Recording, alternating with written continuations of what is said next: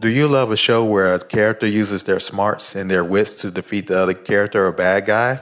Well, I know I do, and I decided to make a list of my favorite psychological strategy or mind game anime. Psychological strategy anime is an anime that outthinking your opponent has a bigger reward than using your strength or your fighting skill. Basically, battle of the wits. Also, I'd like to add that this is a small update to the 10 psychological strategy that I did a few months ago on a text-to-speech program because now I'm able to use my real voice for video, so throw away your fists, your superpowers, your muscles into the trash as we go through my top 10 psychological strategy anime. Kuroko No Basket has a 50-50 approach on how they play basketball. One half is technique and power, and the other half is battle of the minds. You can see as clear as day as the two main characters represent that. With Tiger's incredible natural ability to play basketball, he works as the ace and the muscle of the team. The other main character, Tetsuya Kuroko, has a limited but unique ability of playing basketball, and which forces him to play a more teamwork-oriented style and thinking approach to basketball. Looking at the title, you would probably think that strategy would not play a big role in this anime, which is Jojo Bizarre Adventures.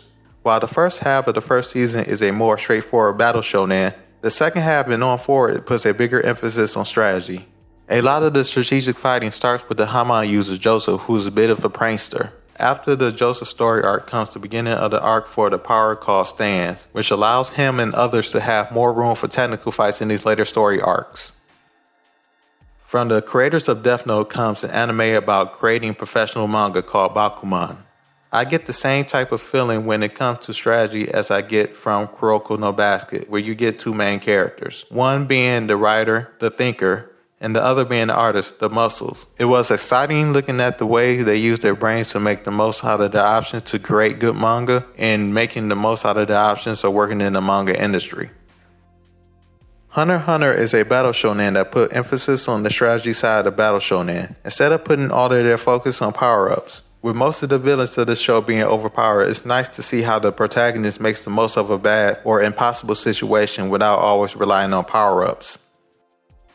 From first glance, it seems like an episodic, typical ecchi show with an S&M fetish, but School Prison is a lot more than that. I really didn't expect to get such great and entertaining characters and a good plot from this show. In the midst of all that, still get a good plot that involved mind games from a comedy anime, in which for the most part, mind games and a comedy is unheard of, in anime or any form of entertainment. Ryota, the main character, is forced inside of an island in which he is forced to play a game in order to survive by killing other people with bombs, like the popular video game that exists in this show called Btooom. Btooom is a mixed concept of what if Battle Royale or the Hunger Games, a bomb, a video game, in strategic thinking was to have an orgy, and from that orgy came the birth of a baby. Then the baby of the orgy would be Btooom. It was fun watching the MC exploit the video game tactics against other characters in order to survive and defeat the other characters in the process. Code Geass is a mind game for mecha lovers. If you ever wonder how your real robot series like Gundam would work if they shift their focus on mind games instead of who has the better robot, then Code Geass is your show. Not only does the MC abuse his ability to strategize with robots, but also exploit his super ability to control people's minds. Kaiji is the ultimate survivor because at the most hopelessness of times, somehow, out of nowhere, he comes with the most incredible plans and strategy against almost impossible odds. Watch as you see the main character Kaiji gambles and run into situations where his gambling games turn from bad to worse as the game progresses. But when his back is against the wall, you see Kaiji genius is set into motion. If you was to think of a sports anime that would deal with Battle of the Wits, most people would not think of baseball. One-Off takes on this challenge and does it with great execution. You really don't have to like baseball to enjoy this anime. To be honest, a good part of the enjoyment of the show don't really come from the baseball game itself, but from Toa, the main character whose domination and ability to outwit his opponent in a straightforward sport where it seemed like the one and only strategy needed to win is hitting the ball with a baseball bat. He really does perform miracles. Legends of the Galactic Hero is a very recommended show by a lot of the anime community, and does have great strategy when it comes to space fights and political battles, but I had a hard time watching it because of the slow pacing in the beginning of the series. While I did find Akagi to be a great character and a genius, but I found it kind of hard to understand what is going on because the show is based on Mahjong. Though I'm not a seasoned Mahjong player, I did learn the fundamentals of how to play the game a little bit before I watched the show. and I still had a hard time following what was going on in the game. If you have no clue on how to play Mahjong, then watching Akagi might also be hard for you to follow along too.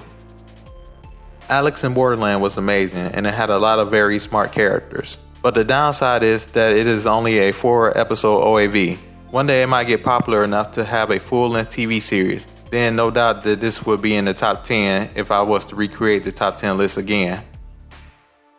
Death Note is a show that most seasoned anime watchers seen and will recommend as a gateway anime for those who just started watching or trying to get into anime. It is also a good way to get into these mind game strategy anime because even though a big part of the show involves outthinking the other person, it still remained very entertaining throughout the whole series. Death Note is a how it was done and how to capture mystery shonen that don't focus on who done the killing since the audience is already informed who done it from the start of the series, but focus on trying to capture somebody who kills people with a notebook that grants the user the power to kill anybody whose name is written in it. Well, that's all. I hope that you give these shows a try and enjoy them. As an extra bonus for the updated version, I will also add on some mangas that I recommend reading. Platinum Man, or sometimes called Platina N, is from the creators of Death Note. Liar Game is great, and it comes from the creators of One Outs. There's also the manga Darwin Games, Alex in Borderland, and Usogui, or in English, The Liar Eater. I will be coming out with new content about anime on my channel. If you enjoyed this list and would want to see more unique top 10, then subscribe.